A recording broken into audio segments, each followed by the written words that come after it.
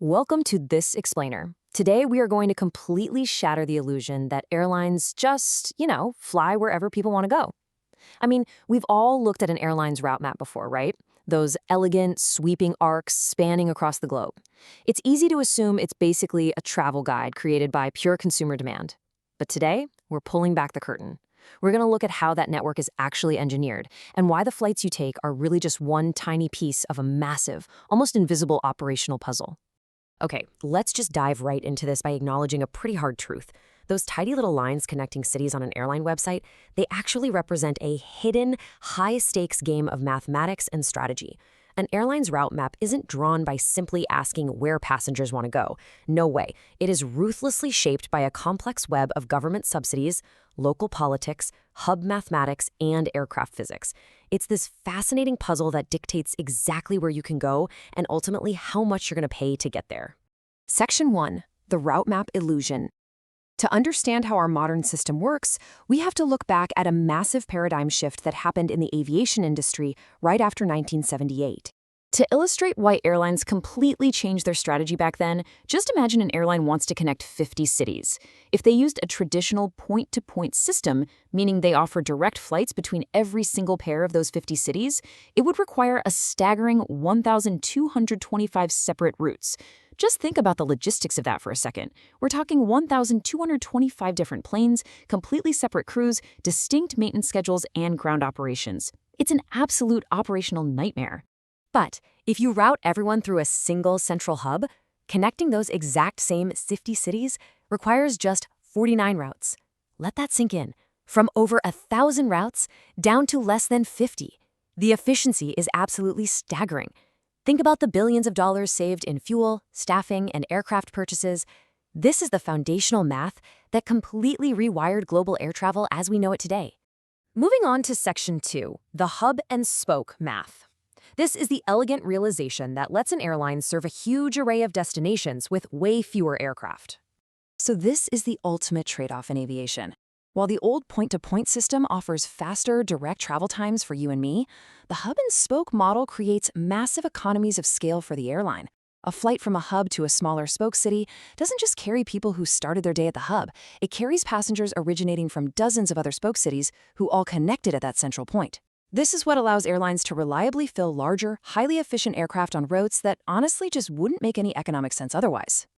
So the really crucial point to remember here is that a route's existence often depends on this hidden machinery.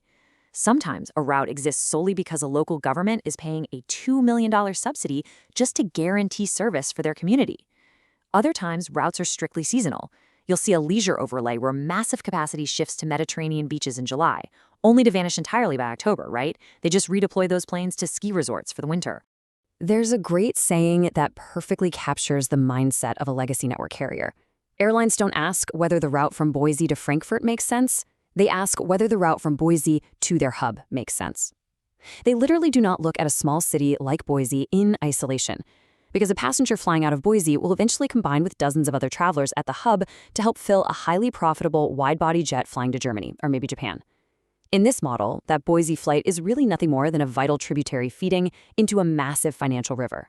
Section 3. Fortress hubs and feeder flights. Let's see how this all builds into an ecosystem where the value of a flight isn't judged by its own ticket sales. Believe it or not, hub airlines will frequently and intentionally fly an unprofitable short-haul route simply because those passengers feed premium long-haul connecting traffic. Think of it like a loss leader at a grocery store. The spoke route might lose money on its own, for sure, but if it feeds 40 passengers into a lucrative international network, canceling it would be disastrous. You wouldn't just lose the spoke revenue. You'd lose the hundreds of thousands of dollars those passengers spend on their long-haul business class connections. Now, when an airline truly masters this system, they create what's known as a fortress hub. Take Delta in Atlanta, for example. By completely dominating the market at a single massive airport, they achieve incredible domestic connectivity. But the hidden genius here? It gives them immense market control. They can freely increase fares because local passengers starting their journey there basically have no realistic alternative options. It's a brilliant business strategy for the airline, even if it's, well, deeply frustrating for the captive hometown flyer. And the hub model isn't just for domestic dominance. We also have these things called scissor hubs. A perfect historical example of this was Air India at London Heathrow. Flights from multiple Indian cities like Delhi and Mumbai would land in London almost simultaneously. Passengers would quickly cross paths in the terminal to transit, and then those exact same planes would depart for North American destinations like Newark. It functions as a highly synchronized international transit checkpoint. Just imagine the incredible logistical ballet required to land all those planes, move the passengers, and push back out within just a couple of hours. Which brings us to Section 4, the operational jigsaw puzzle. Pulling this off requires executing a flawless logistical ballet every single day. You might think the most valuable resource in this puzzle is the aircraft itself, right? Actually, scratch that. It's the slot. A slot is a highly constrained, fixed-time window to take off or land.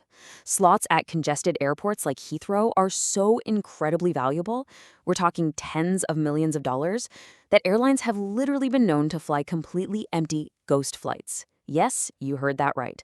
Burning thousands of gallons of jet fuel just to meet usage requirements so they don't lose their rights to that precious slot. It's an absolutely absurd reality of the industry. To manage this scarcity on a global scale, the industry relies on the worldwide airport slot guidelines. It's a delicate three-party system. First, the airport declares its actual physical capacity. Second, an independent coordinator allocates the slots impartially, balancing historic rates with new requests. And finally, airlines plan their schedules around the slots they actually get. It's really the only way to ensure a global standard that balances massive airline ambition against the sheer physical limits of concrete and runway space. Once they finally secure their slots, airlines have to pick a scheduling strategy. They can use flight banking, where dozens of flights arrive in a massive, chaotic peak. That creates super rapid connections for passengers, but causes huge stress on ground crews and gates. Or they can use a rolling hub, spreading flights evenly throughout the day. That successfully de-peaks the airport and improves aircraft utilization, but unfortunately, it forces passengers to sit around much longer, waiting for their connections. This delicate timing really highlights the incredibly high stakes involved here. As the industry saying goes, shift a connecting bank by 30 minutes and suddenly passengers from 6 spoke cities miss their connections. The cascade is immediate and merciless. A single delay can trigger a massive chain reaction, completely severing connections to Asia or Europe and rendering an entire spoke route strategically useless. And for smaller communities, losing that single critical route can entirely cut them off from the global economy. The fragility of the whole system is very real. Finally, Section 5, disrupting the hub. Because despite the incredible efficiency of this model, the landscape is constantly shifting. The biggest disruption today comes from low-cost carriers, or LCCs. Unlike legacy carriers who will gladly tolerate an unprofitable flight just because it feeds their hub network, LCCs operate strictly point-to-point. They demand daily, standalone profitability on every single route, period. If a route's numbers drop, there is no wider network to absorb the loss. They're completely ruthless. They will just pull the aircraft and move it to a different city pair the very next day. So low-cost carriers are stimulating brand new point-to-point traffic for people who used to just drive or maybe stay home. Meanwhile, in Europe, high-speed rail is stealing short-haul demand away from flights entirely. But what's really fascinating is that next-generation aircraft, like the Airbus A321XLR, are weaponizing this trend. These narrow-body planes have incredible range. They allow airlines to fly direct, long-haul routes, like, say, Edinburgh straight to New York, completely bypassing the need to connect in a congested hub like London altogether. As these next-generation planes fly further and low-cost models prove the massive viability of point-to-point demand, it forces us to ask a critical question. With these new technologies completely rewriting the rules of the sky, is the reign of the invisible mega-hub chessboard finally coming to an end?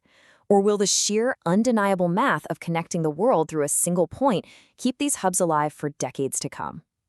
It's definitely something to think about the next time you're sprinting through a terminal to catch a layover. Thanks for joining me on this explainer, and keep your eyes on the skies.